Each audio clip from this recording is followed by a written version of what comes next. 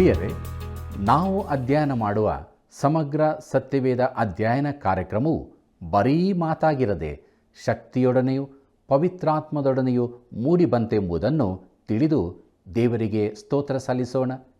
ಇಂದಿನ ನಮ್ಮ ಅಧ್ಯಯನದಲ್ಲಿ ಯಾರು ಗೌರವಿಸಿ ಅಧೀನರಾಗಬೇಕಿತ್ತೋ ಅವರೇ ಆತನನ್ನು ದೂಷಿಸಿದ್ದು, ಯೋನನಲ್ಲಿ ಆದ ಸೂಚಕ ಕಾರ್ಯ, ಫರಿಸಾಯರ ಹುಳಿಹಿಟ್ಟಿನ ಕುರಿತು ಯೇಸು ಹೇಳಿದ ಮಾತುಗಳನ್ನು ತಿಳಿದುಕೊಳ್ಳಲಿರುವೆವು.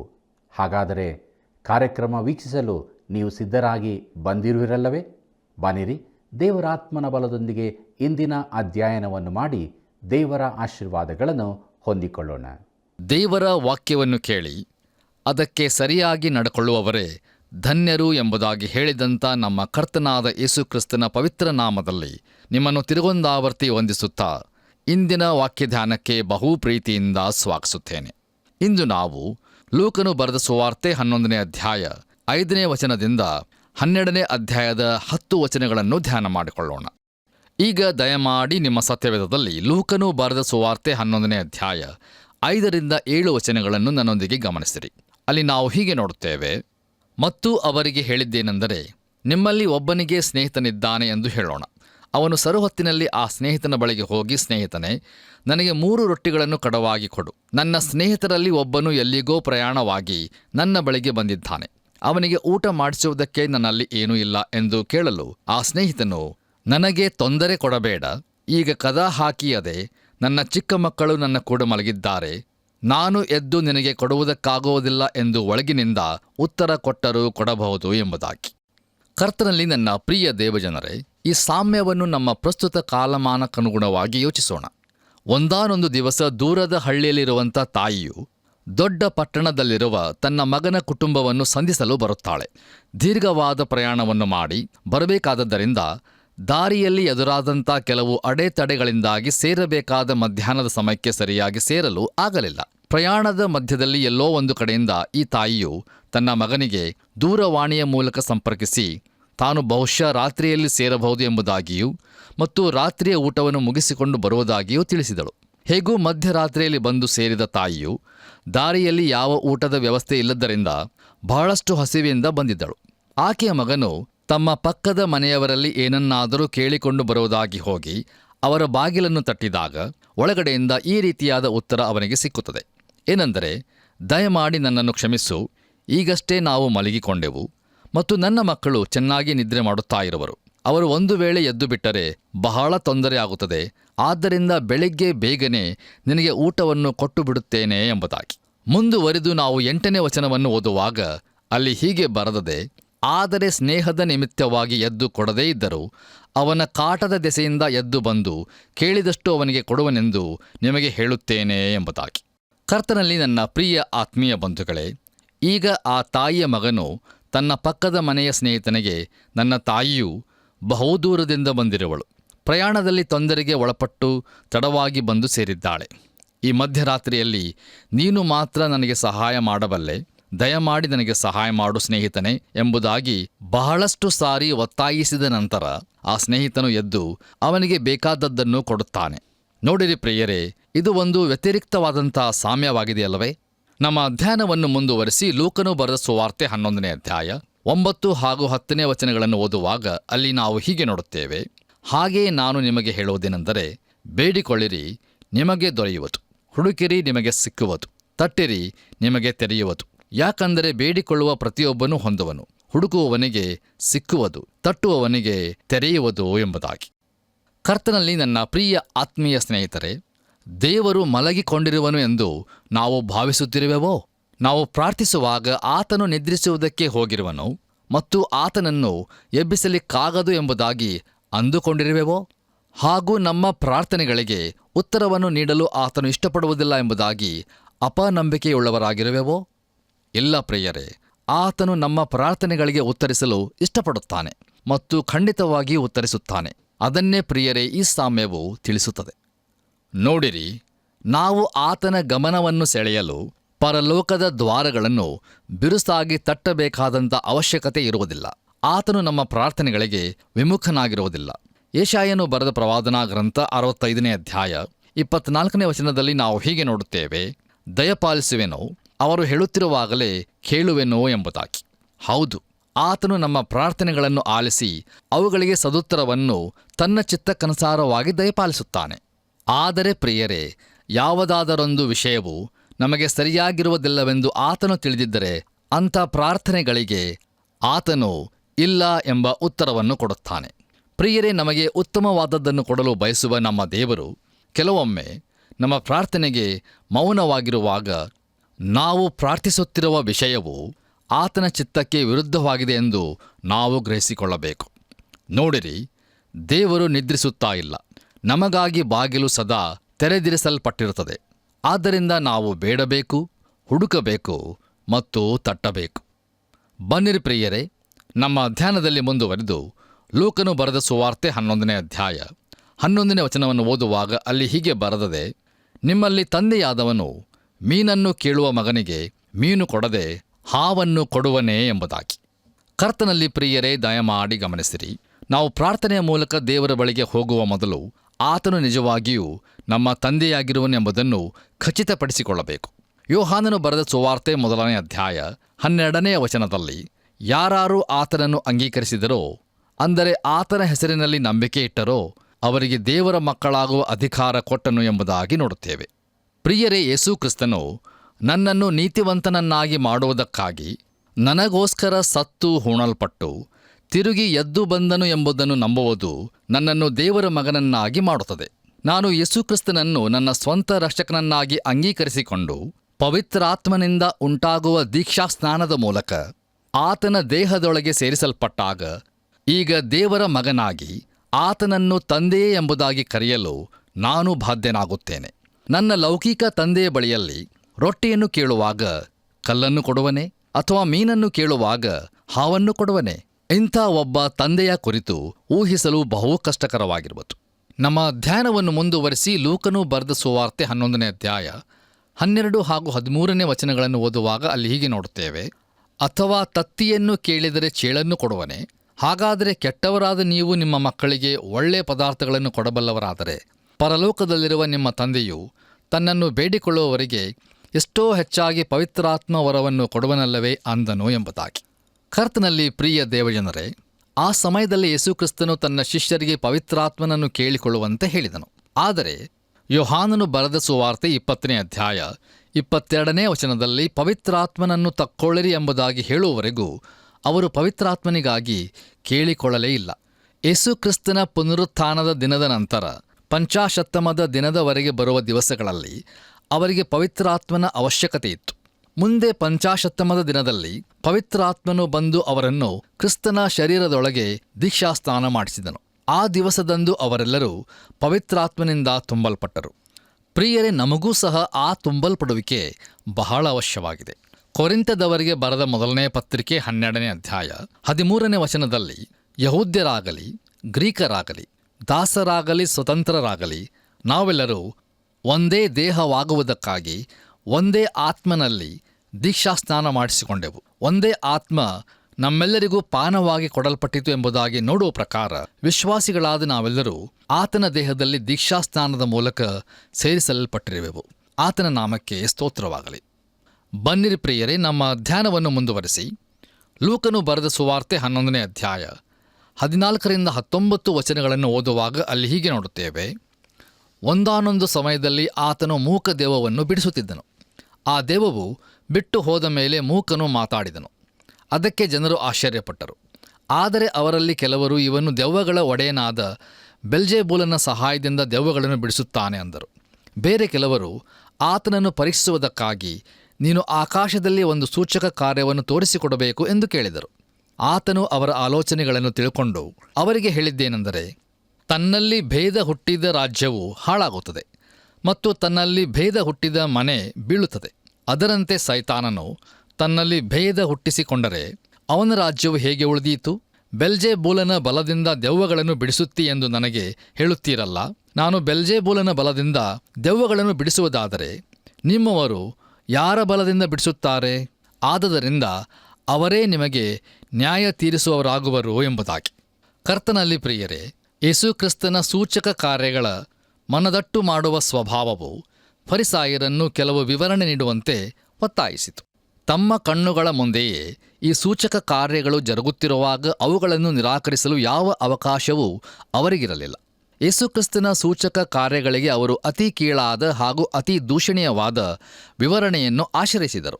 ಅವು ಜರುಗಿದವು ಎಂಬುದನ್ನು ಅವರು ನಿರಾಕರಿಸಲಿಲ್ಲ.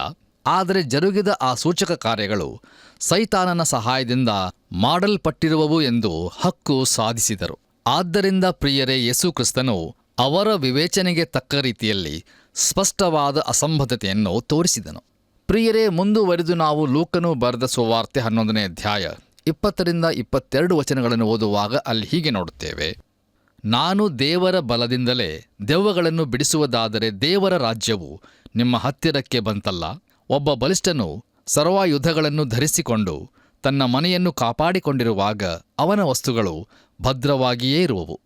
ಆದರೆ ಅವನಿಗಿಂತ ಬಲಿಷ್ಠನು ಬಂದು ಅವನನ್ನು ಸೋಲಿಸಿದ ಮೇಲೆ ಆ ಮೊದಲಿನವನು ನೆಚ್ಚಿಕೊಂಡಿದ್ದ ಆಯುಧಗಳನ್ನೆಲ್ಲ ತೆಗೆದುಕೊಂಡು ತಾನು ಸುಲಿಗೆ ಮಾಡಿದ್ದನ್ನು ಹಂಚಿಕೊಡುವನು ಎಂಬುದಾಗಿ. ಕರ್ತನಲ್ಲಿ ಪ್ರಿಯ ನನ್ನ ಆತ್ಮೀಯ ಬಂಧುಗಳೇ, ದೇವರ ರಾಜ್ಯವು ನಿಮ್ಮ ಹತ್ತಿರಕ್ಕೆ ಬಂತಲ್ಲ ಎಂಬುದಾಗಿ ಹೇಳುವುದರ ಅರ್ಥವು ಹೀಗೆ ಇರುತ್ತದೆ. ಹೇಗೆಂದರೆ, ಒಬ್ಬ ರಾಜನಿಗೆ ಇರಬೇಕಾದ ಯೋಗ್ಯತಾ ಪತ್ರಗಳನ್ನು ಹೊಂದಿರುವ ಯೇಸು ಎಂಬ ವ್ಯಕ್ತಿಯ ಸನ್ನಿಧಾನವು ಅವರ ಮಧ್ಯದಲ್ಲಿ ಇರುವುದು. ಅದುವೇ ದೇವರ ರಾಜ್ಯವಾಗಿದೆ. ಪ್ರಿಯರೇ, ದಯಮಾಡಿ ಗಮನಿಸಿರಿ. ಸರ್ವಾಯುಧಗಳನ್ನು ಧರಿಸಿಕೊಂಡ ಒಬ್ಬ ಬಲಿಷ್ಠನು ಯಾರೆಂದರೆ ಅವನೇ ಸೈತಾನನು. ದೆವ್ವದಿಂದ ಹಿಡಿಯಲ್ಪಟ್ಟ ಮನುಷ್ಯನೇ ಸೈತಾನನ ಬಲದ ನಿದರ್ಶನವಾಗಿದ್ದನು. ಆದರೆ ನೋಡಿರಿ, ಯೇಸು ಕ್ರಿಸ್ತನು ಸೈತಾನನಿಗಿಂತ ಬಲಶಾಲಿಯಾಗಿದ್ದಾನೆ ಮತ್ತು ಈ ಕಾರಣದಿಂದಾಗಿ ಆತನು ಆ ದೆವ್ವವನ್ನು ಓಡಿಸಲು ಶಕ್ತನಾದನು. ದೇವರಿಗೆ ಸ್ತೋತ್ರವಾಗಲಿ.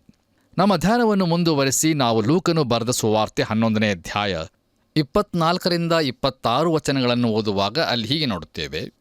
ದೆವ್ವವು ಮನುಷ್ಯನನ್ನು ಬಿಟ್ಟು ಹೋದ ಮೇಲೆ ವಿಶ್ರಾಂತಿಯನ್ನು ಹುಡುಕುತ್ತಾ ನೀರಿಲ್ಲದ ಸ್ಥಳಗಳಲ್ಲಿ ತಿರುಗಾಡುತ್ತದೆ. ವಿಶ್ರಾಂತಿ ಸಿಕ್ಕದ ಕಾರಣ ಅದು ನಾನು ಬಿಟ್ಟು ಬಂದ ನನ್ನ ಮನೆಗೆ ಹಿಂತಿರುಗಿ ಹೋಗುತ್ತೇನೆ ಅಂದುಕೊಂಡು ಬಂದು ಆ ಮನೆ ಗುಡಿಸಿ ಅಲಂಕರಿಸಿದ್ದಾಗಿರುವುದನ್ನು ಕಂಡು ಹೊರಟು ಹೋಗಿ ತನಗಿಂತ ಕೆಟ್ಟವುಗಳಾದ ಬೇರೆ 7 ದೆವ್ವಗಳನ್ನು ಕರಕೊಂಡು ಬರುವುದು. ಅವು ಒಳಹೊಕ್ಕು ಅಲ್ಲಿ ವಾಸ ಮಾಡುವವು.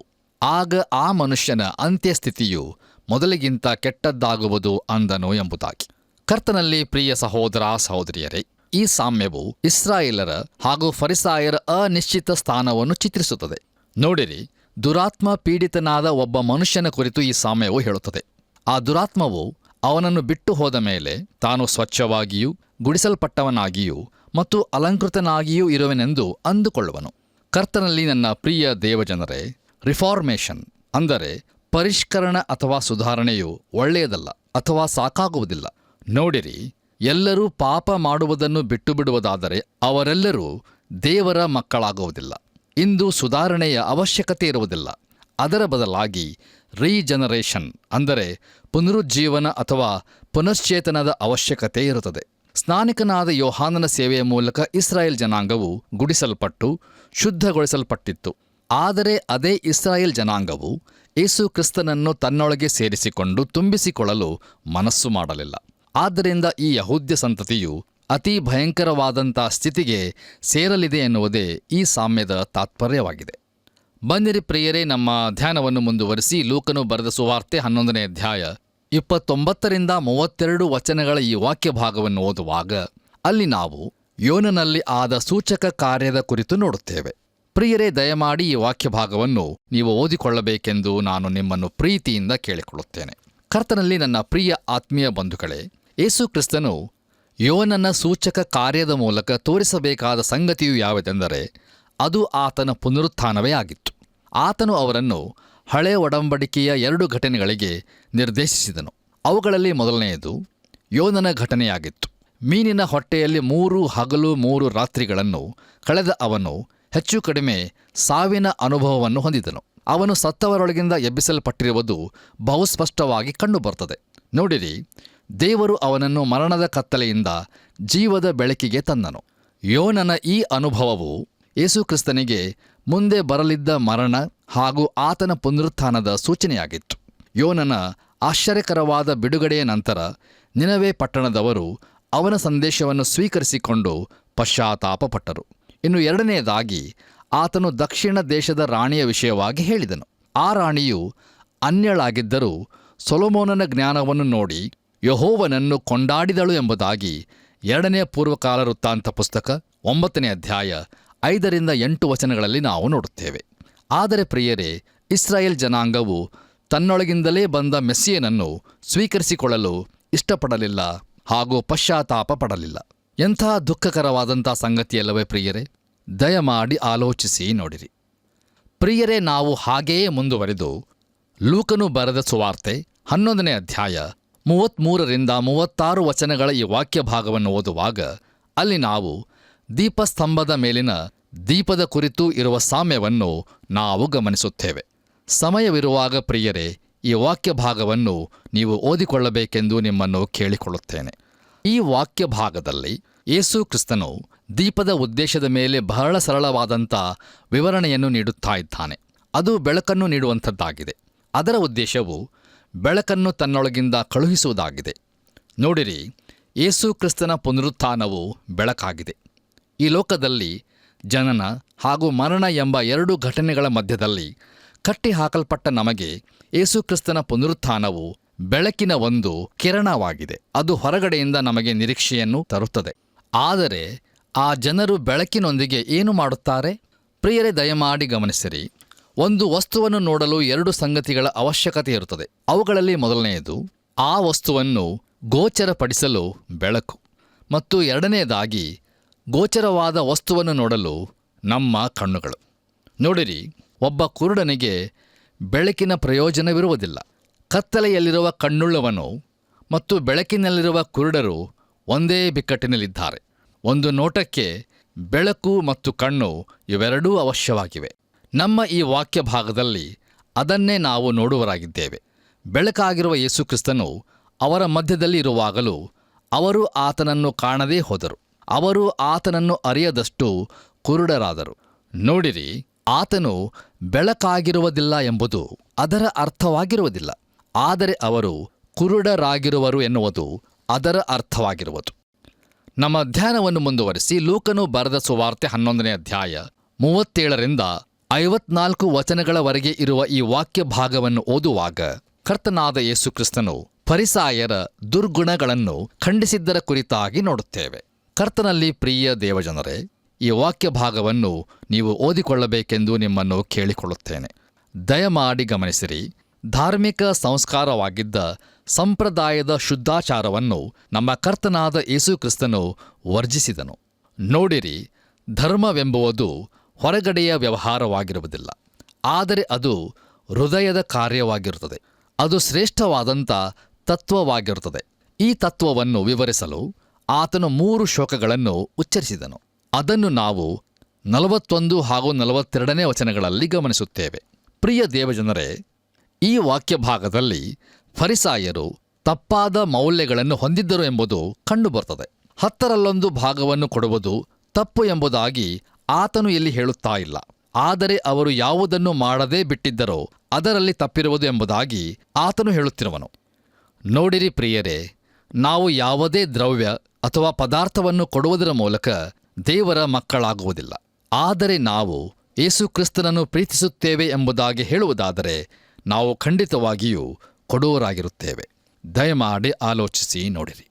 ಮುಂದುವರಿದು ನಾವು 45ನೇ ವಚನವನ್ನು ಗಮನಿಸುವಾಗ, ಈಗ ಅವರು ತಮ್ಮನ್ನು ಅಲ್ಲಿ ಹೋಲಿಸಿಕೊಳ್ಳಲು ಪ್ರಾರಂಭಿಸಿದರು. ಫರಿಸಾಯರು ಹೊರಗಿನ ತೋರಿಕೆಗಳಿಂದ ತುಂಬಲ್ಪಟ್ಟವರಾಗಿದ್ದರು ಮತ್ತು ಶಾಸ್ತ್ರಿಗಳು ಅಪ್ರಾಮಾಣಿಕರಾಗಿದ್ದರು. ಅವರು ಧರ್ಮಶಾಸ್ತ್ರಕ್ಕೆ ಹೆಚ್ಚಿನದನ್ನು ಕೂಡಿಸುವುದರ ಮೂಲಕ ಅದನ್ನು ಇನ್ನೂ ಕಷ್ಟಕರವಾಗಿ ಮಾಡುತ್ತಿದ್ದರು. ಆದರೆ ಅದನ್ನು ಪಾಲಿಸುವುದರಲ್ಲಿ ಅವರು ಯಾವ ಪ್ರಯತ್ನವನ್ನೂ ಮಾಡುತ್ತಿರಲಿಲ್ಲ. ಕರ್ತನಲ್ಲಿ ನನ್ನ ಪ್ರಿಯ ಸಹೋದರ ಸಹೋದರಿಯರೇ, ಇಂದು ಅನೇಕ ಸಭೆಗಳ ನಾಯಕರು ತುಂಬಿಕೊಂಡಿರುವ ರೀತಿಯಲ್ಲಿಯೇ ಅಂದಿನ ಧಾರ್ಮಿಕ ನಾಯಕರು ತುಂಬಿಕೊಂಡಿದ್ದರು. ಜನರು ಸತ್ಯದ ಅರ್ಥ ವಿವರಣೆಗಾಗಿ ಅವರ ಕಡೆಗೆ ನೋಡುತ್ತಿದ್ದರು. ಆದರೆ ಅವರು ಭೌತಿಕ ವಸ್ತುಗಳ ಮೇಲೆ ಪ್ರಾಧಾನ್ಯತೆಯನ್ನು ಕೊಡುತ್ತಿದ್ದರೇ ಹೊರತು ಅವುಗಳನ್ನು ಯಾವ ಆತ್ಮೀಕ ಉದ್ದೇಶಗಳಿಗಾಗಿ ಉಪಯೋಗಿಸಬೇಕಾಗಿರುವುದು ಎಂಬುದರ ಮೇಲಲ್ಲ. ಅವರು ತಮ್ಮಷ್ಟಕ್ಕೆ ತಾವೇ ಧರ್ಮಶಾಸ್ತ್ರದ ಪ್ರಕಾರ ಜೀವಿಸುತ್ತಿರಲಿಲ್ಲ. ನೋಡಿರಿ, ಈ ದಿನಮಾನಗಳಲ್ಲಿ ತಮ್ಮನ್ನು ತಾವೇ ವಿಶ್ವಾಸಿಗಳೆಂಬುದಾಗಿ ಬರೀ ಬಹಿರಂಗವಾಗಿ ಹೇಳಿಕೊಳ್ಳುವವರು ಯೇಸು ಕ್ರಿಸ್ತನ ಸೇವೆಯಲ್ಲಿ ಅತಿ ದೊಡ್ಡ ಅಡ್ಡಿಯಾಗಿರುತ್ತಾರೆ ಎಂಬುದಾಗಿ ಹೇಳುವುದು ಎಷ್ಟು ದುಃಖಕರವಾದಂಥ ಸಂಗತಿಯಾಗಿದೆಯಲ್ಲವೇ ಪ್ರಿಯರೇ? ಹೌದು ಪ್ರಿಯರೇ, ನಾವು ಪ್ರತಿನಿತ್ಯವೂ ದೇವರ ಪವಿತ್ರ ಗ್ರಂಥದ ಬೆಳಕಿನಲ್ಲಿ ನಮ್ಮ ಜೀವಿತಗಳನ್ನು ಪರೀಕ್ಷಿಸಿಕೊಳ್ಳಬೇಕಾದ ಅವಶ್ಯಕತೆ ಇರುತ್ತದೆ. ಕರ್ತನಲ್ಲಿ ನನ್ನ ಪ್ರಿಯ ಆತ್ಮೀಯ ಸ್ನೇಹಿತರೆ, ಫರಿಸಾಯರು ಮತ್ತು ಶಾಸ್ತ್ರಿಗಳು ತಮ್ಮ ತಪ್ಪನ್ನು ಗ್ರಹಿಸಿಕೊಂಡು ಅದಕ್ಕಾಗಿ ಪಶ್ಚಾತ್ತಾಪ ಪಡುವವರಾಗಿದ್ದರೆ ಅದು ಎಷ್ಟೋ ಒಳ್ಳೆಯದಾಗಿರುತ್ತಿತ್ತಲ್ಲವೇ? ಆದರೆ ಅದರ ಬದಲಾಗಿ ಅವರು ಯೇಸು ಕ್ರಿಸ್ತನನ್ನು ಮಾತಿನಲ್ಲಿ ಸಿಕ್ಕಿಸಬೇಕೆಂಬ ಪ್ರಯತ್ನದಲ್ಲಿ ಅನೇಕ ವಿಷಯಗಳನ್ನು ಮಾತನಾಡುವರಾದರು. ಎಂಥ ದುಃಖಕರವಾದಂಥ ಸಂಗತಿಯಲ್ಲವೇ? ಇಲ್ಲಿಗೆ ಪ್ರಿಯರೇ, ಲೂಕನು ಬರೆದ ಸುವಾರ್ತೆಯ 11ನೇ ಅಧ್ಯಾಯದ ಧ್ಯಾನವು ಮುಕ್ತಾಯವಾಯಿತು.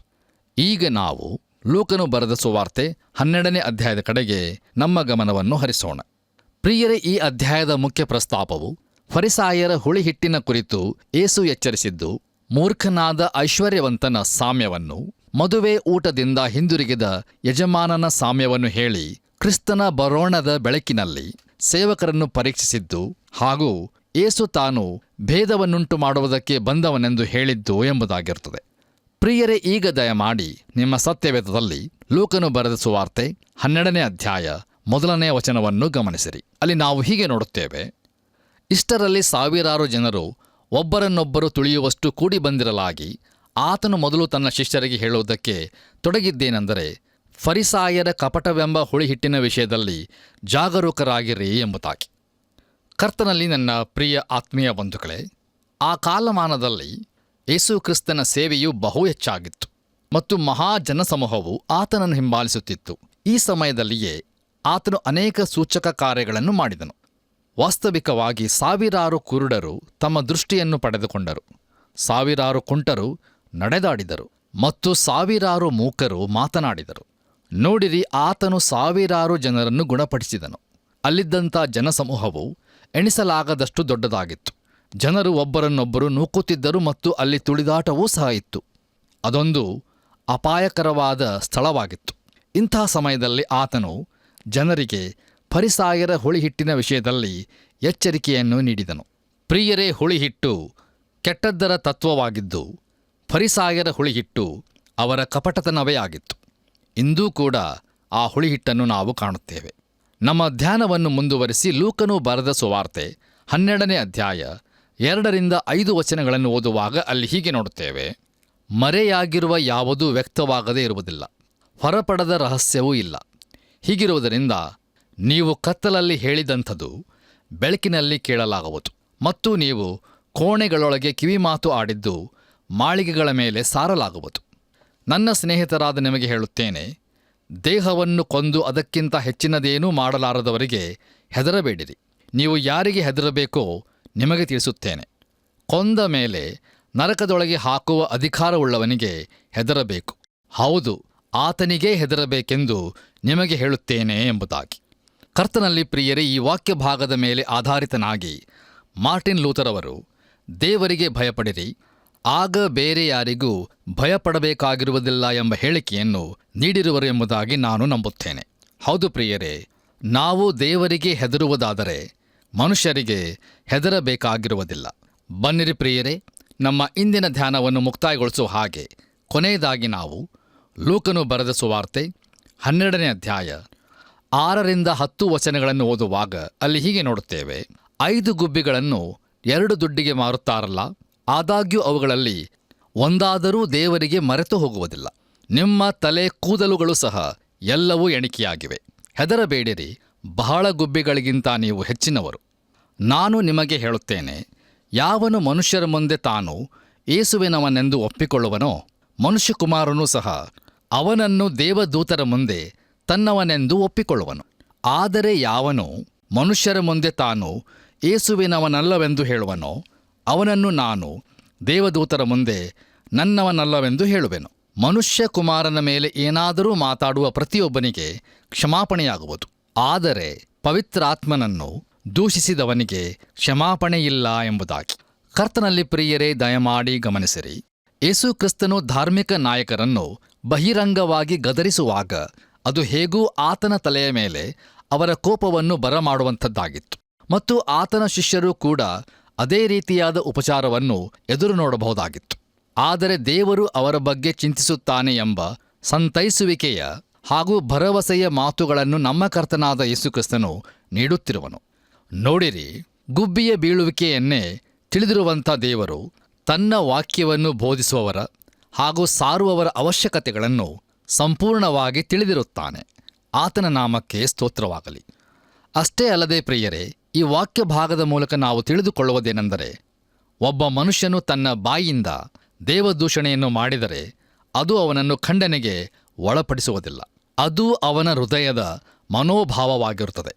ಆದರೆ ಪ್ರಿಯರೇ, ಪವಿತ್ರಾತ್ಮನನ್ನು ದೂಷಿಸಿದವನಿಗೆ ಎಂದಿಗೂ ಕ್ಷಮಾಪಣೆಯಿಲ್ಲ ಎಂಬುದಾಗಿ ನಮ್ಮ ಕರ್ತನಾದ ಯೇಸುಕ್ರಿಸ್ತನು ಎಚ್ಚರಿಸುತ್ತಾ ಇದ್ದಾನೆ.